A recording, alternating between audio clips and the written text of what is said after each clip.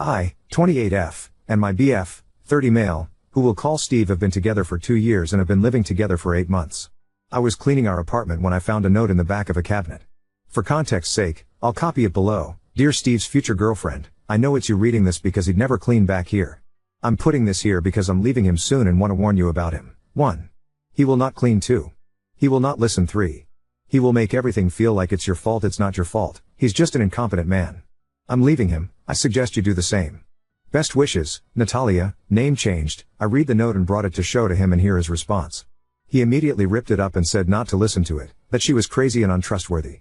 I told him that the fact that he hasn't found it in the 5 years since they broke up is a red flag to me because it does mean he's never cleaned back there and that he has been cleaning less and less since I moved in. He told me that it wasn't a problem before the note. This is just his ex continuing to manipulate and ruin his life and I was letting it work. We continued to argue along the same lines and I eventually left to spend the night at a friend's place. Steve has been a great boyfriend so far. He gets along with my family. He has given me gifts and flowers and always tells me how much he loves me. He's not wrong that the cleaning hasn't really been brought up before. The note made me realize it had been less and less and that we needed to have a full conversation. He texted me afterwards saying he's sorry that I felt like I had to leave but that it's an asshole move for me to take a note over our 2-year relationship and to leave him and our pets alone. I don't know what to do or what to believe right now. I'm contemplating trying to find and reach out to Natalia. Her name in real life is pretty unique so I think I could find her. Steve thinks I should come back home and let it go, that his past should affect our future. I feel like I could be the asshole because everything Steve has said about Natalia does make it sound like she was manipulative and petty throughout their relationship, but I don't know what to trust. Edit. I realized I didn't clarify enough about the points, especially the cleaning. Thought I'd add it here. When we moved in together 8 months ago, the cleaning was 50-50. Since then, he's been doing things less and less and I'd say it's at like 70-30, maybe 60-40 if he listens to me right away. It depends on the week. I have to remind him to do things like bring his plates to the sink or take out the trash and I didn't have to before. The dishes will pile up unless I do them, to the point he said leftover food mold on the plates. I'm not a confrontational person so I was just asking him to fix it when it came up. The note made me reflect on it more and try to have an actual full conversation, and I will say I didn't feel listened to when I talked to him about it. I tried to use the note to start a conversation about cleaning and he got so stuck on that I was listening to his ex instead of him, that he wouldn't listen to what I think are valid concerns. He thinks I'm letting the note have confirmation bias so no matter what he says I'll think he's in the wrong. Also, I didn't leave him permanently. This all happened yesterday and I only spent one night at a friend's because I didn't feel like our conversation was going anywhere last night and he wouldn't let me sleep until I let it go. I'm going back today and wanted to get advice and feedback before I do. Edit 2. I appreciate all these comments with advice. I'm heading back to our place now. My plan is to first apologize for immediately bringing him the note without thinking of his feelings and validate that it's hard to have an ex as me. Sitch found. That being said, you're alright that I've been letting the cleaning stuff get away. I don't want to be in a relationship where I have to ask him repeatedly to clean. It was pointed out to me that he should have cleaned the shelves during his move from his ex's place. The fact that it hasn't been touched in 5 years is forcing me to take the not seriously. I don't want to throw away 2 years so I'm going to ask him to come up with some clear cleaning expectations with me and designated chores. I will make it clear that cleaning is absolutely a deal breaker for me. It's his decision on how he wants to respond. Update 1. I followed your advice from the last post and tried to have a calm discussion with Steve. When I apologized for confronting him with the note, he seemed to take that as an admission of guilt and refused to listen to anything else. I had come up with a list of specific instances of not cleaning like many of you suggested, and he said I was using lists just like his manipulative ex did. So yeah, the crazy ex thing you all said was a red flag was definitely true. When I realized the conversation wasn't going anywhere, he even tried to block me from leaving. That's when I knew it was done and left immediately. 2 years down the drain, but I'm glad I had the wake-up call before it was too late. I will let him cool off and then we'll ask my brother to come with me to grab my things while he's not there. He has a strict work schedule so I think it'll work out. I am planning on leaving a note there, but probably a little longer with the advice to not show it to him. I'm leaving it in the exact same place, so if he doesn't learn his lesson about cleaning, it'll come to haunt him. All he has to do is clean. The biggest surprise out of all of this is that I didn't reach out to Natalia, she reached out to me. Apparently he borrowed his friend's phone to call her screaming that she's ruining his life still. The fact that she blocked him and he still had her number memorized just further confirms he was the crazy ex, not her. Natalia found me on social media and wanted to make sure I was okay and was especially concerned that he'd gaslight me like he tried with her. I thanked her for leaving me the note and saving me time. We scheduled coffee for Thursday afternoon. I wanted to thank you all again for the advice, especially the person who posted the Love is Respect website. I took the healthy relationship quiz after our conversation and it wasn't great. You called out how he was weaning me into an unhealthy relationship so well. For now, my friend said I can stay until I find a new place.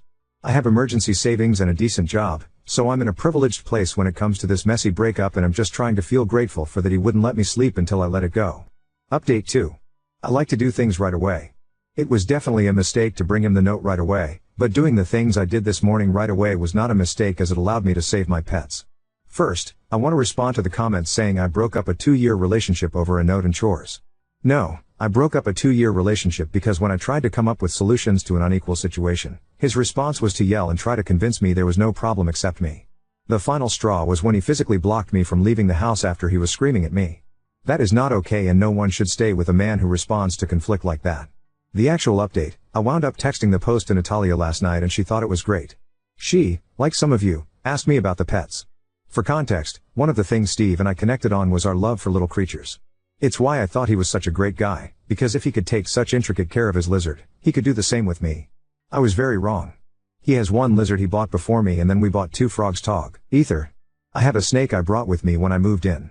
I was planning on waiting until he cooled down to go grab my things and the frogs and snake, thinking he would never hurt them, but Natalia changed my mind.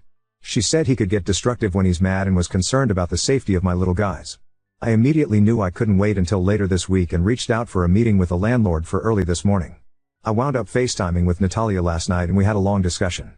Natalia is a lawyer and told me that in our state, landlords are required to let me get out of the lease I signed in cases of domestic violence. She also told me that his yelling, gaslighting, and refusing to let me leave are all types of abuse. It's definitely hard for me to sit with that, but the Love is Respect relationship quiz helped me also realize that a bit more last night. Apparently his constant messaging and control over what I wore and when were signs of abuse too. Anyway, this morning Natalia volunteered to come talk to the landlord with me alongside my brother. As soon as he heard the word lawyer, he was on top of it and said I could break the lease, but would still have to pay for all of August even though I'm leaving 3 days early. I felt like that was fair. He also messaged Steve to say the apartment needed to be empty for emergency maintenance all day today so I could pack my things. Steve messaged back that he was at work all day and wouldn't be home until 6 p.m. When I got into the apartment, it was a mess. He had broken my dishes that I had brought with me on the ground and left the shards laying about. My clothes were ripped up and scattered around our room. It was disgusting and heartbreaking. He left his lizard alone, but opened the tank doors for our frogs and my snake. Luckily the frogs were still chilling in their enclosure, but my snake had gotten loose. This made me the most mad, as she could have gotten cut on the broken plates. I feel so fortunate that she was just hiding in the closet corner and I was able to pack her up safely in her enclosure again. All my things are packed and I'm writing this as my brother drives me back to my friend's house right now. Natalia told me that she actually left 3 notes, 1 in the cabinet, 1 on the underside of the vacuum, and 1 in the crumb catcher of the toaster. While we were there, we checked to see if the notes were still there. The 1 on the vacuum was, but it looks like Steve did clean out the crumb catcher at least once in the past 5 years. He never told me he had already found a note in our conversations, so it caught me by surprise. Natalia and I left the vacuum note as is and replaced the cabinet 1.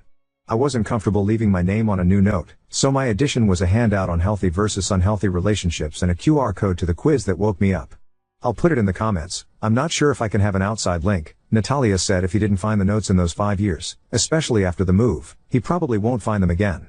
I'm inclined to agree, especially given he did find 1 but then didn't even clean the rest of the house to see if there was any more. Steve doesn't make sense to me, and seeing the state of the apartment really woke me up to the fact that I have no idea who he is. The Steve I knew would never put animals in danger, but I don't think I really ever knew Steve. To the people saying it's pathetic that I broke up my relationship because of chores and Reddit, I encourage you to reflect on the subtle ways that abuse starts. This Reddit thread woke me up to it and gave me the resources to get out safely before it got any worse. I also made an appointment for a therapist. I'm very lucky that my job is good insurance, so I should be able to work through this relationship, and I'm hoping to focus on boundaries and my people-pleasing habits so I never find myself in this situation again. To the people wishing that Natalia and I would get together, we had a good laugh about it. Natalia is engaged to a wonderful man who cleans, listens, and reflects. She said there's a phenomenon that when people break up with their awful ex, their soulmate can quickly follow. I'm hoping that's true. Regardless, I do think I got a good friend out of this, especially since Natalia is a snake mom too. This is my final update. I hope if you learn anything from my experience, it's that abuse doesn't start right away. First there's love bombing, gifts, and pretty words. And then slowly, they test how much you'll put up with. You should never have to put up with anything, especially moldy freaking plates. Now on to second story. Coworker hugged me tightly, drunkenly declared me her work husband, and now she's upset because I called her my work sister. I, 34 male, work in a small office and we have about 30 people working here. Mary, 35F, is one of my coworkers. We have been working together for 6 years now. We have 6 people in our department, and we have to frequently travel across the state as our work involves overseeing government projects. We always travel in a group of 2. Although my travel partner changes based on the project, Mary and I are generally put on similar projects and enjoy each other's company. My wife also likes Mary. Overall, we have a very healthy work relationship. On to the incident. Yesterday, we had a happy hour in our office, and we were all drinking after work hours and chatting. It was a group of around 10 people that stayed back. Mary was blabbering about how we both have been traveling together so much in the last year.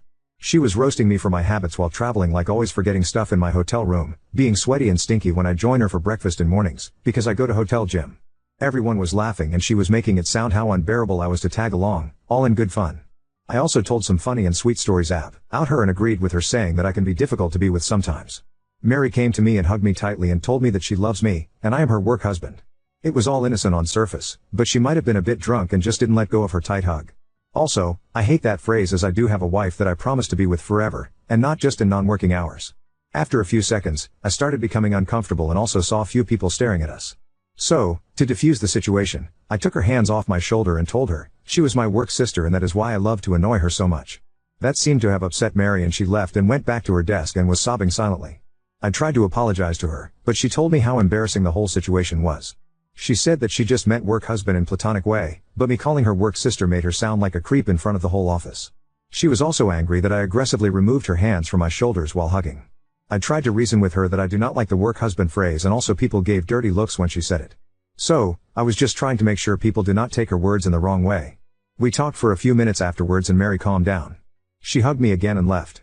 I felt really guilty afterwards because I can see Mary's point. I made her sound like a creep by implying that she meant something inappropriate when she called me her work husband. However, I was a bit uncomfortable in that situation and just did not want people to call us that, or assume something wrong. Am I the off for calling Mary my work sister? I am sitting in my office writing this and a bit worried if I embarrassed Mary in front of everyone. Update 1. As I was sitting in office the next day, I knew things would be a bit awkward between Mary and me. Mary ignored me the whole morning. Initially, I was planning to go and apologize to her, but after the post, I decided that I do not need to do that, as I should be the one who was offended. Everyone in the office could see that we were acting weird, and I heard some people gossiping about us. One of the ladies also came to me and asked me if I want to talk about Mary and me. Around 3 p.m. in the afternoon, I was sitting in my office working. Mary came into my office and closed the door behind her. She was angry at me and started saying that I need to stop being an asshole and stop ignoring her. I told her to sit and to talk about what is going on. She told me that she feels humiliated, and everyone has been starting at her the whole morning because of what I did. I also stood my ground and told her that I was okay with her making fun of me, but calling me her work husband and hugging me in front of everyone for a long time made the situation awkward. She told me to get over myself and that I should know exactly what she meant. Mary said that I made a big deal of what was supposed to be a joke and made it awkward for everyone. She said calling someone work husband is a normal thing and just means that she knows me intimately like a spouse would. She said that because we spend so much time traveling together, she knows all the intimate details of how I behave outside work. I stopped her and told her that I felt offended by the term work husband because I have a wife and I do not want people to use that term to describe our relationship. I told her that she would not understand as she is single, but as a married man, I really do not want anyone to describe me as a husband in any capacity. She said that I am again misinterpreting what she was saying. She felt that as we have known each other more time than I have been married, she knows me more intimately than even my wife. I have no idea why she feels that way, and I also behave like her husband when we travel together.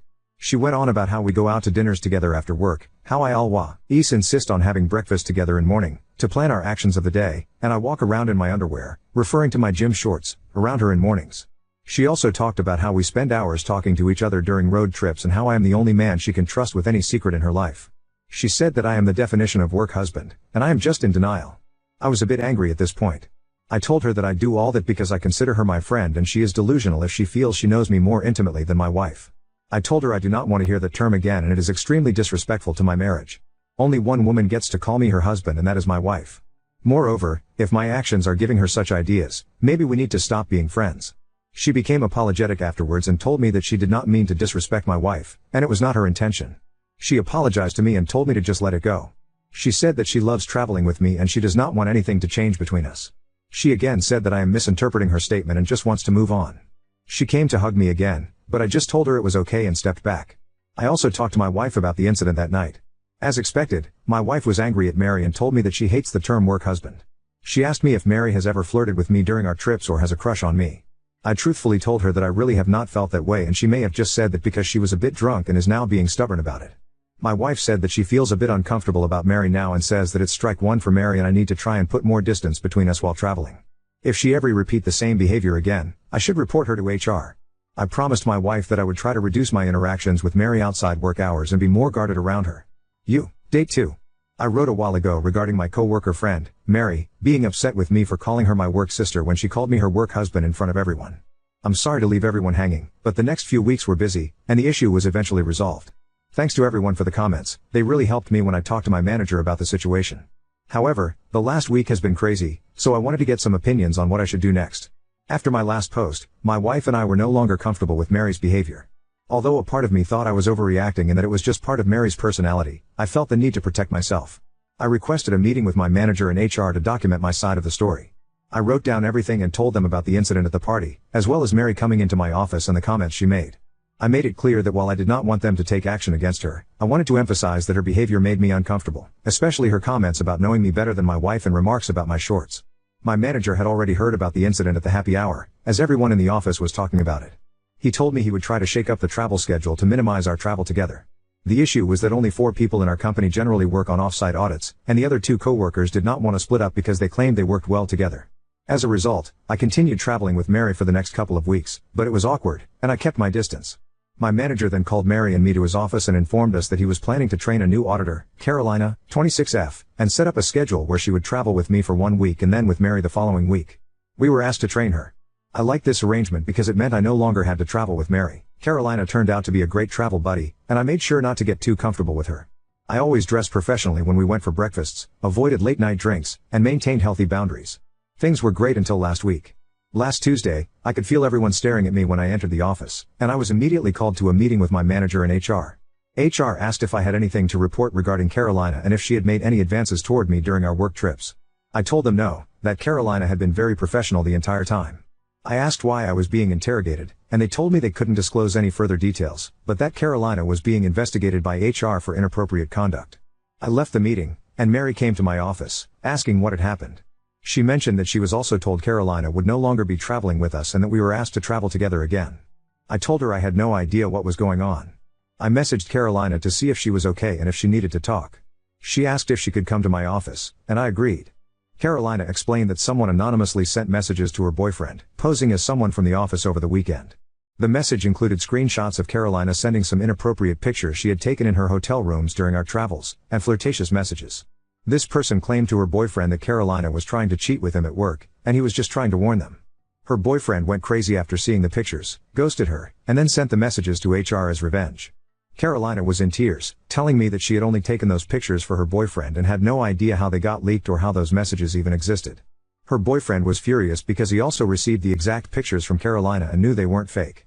I consoled Carolina, but she's in deep trouble, as our workplace takes such things very seriously, because we work on government contracts, and I'm sure everyone suspects I'm the anonymous messenger.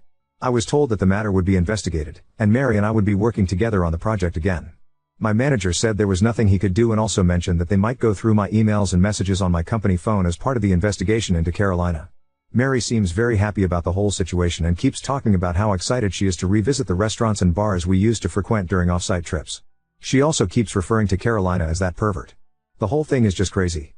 My wife, of course, believes that I would never do anything inappropriate with Carolina and that I wasn't the anonymous messenger. However, her conspiracy theory is that Mary, who was also traveling with Carolina, may have unlocked her phone and accessed the photos. It feels far-fetched, but the fact is, I'm not thrilled about traveling with Mary again. I don't think I have any other recourse to get off this project except leaving the job, which isn't possible at this time. I know many of you work in HR, and I would appreciate any advice on what I can do next.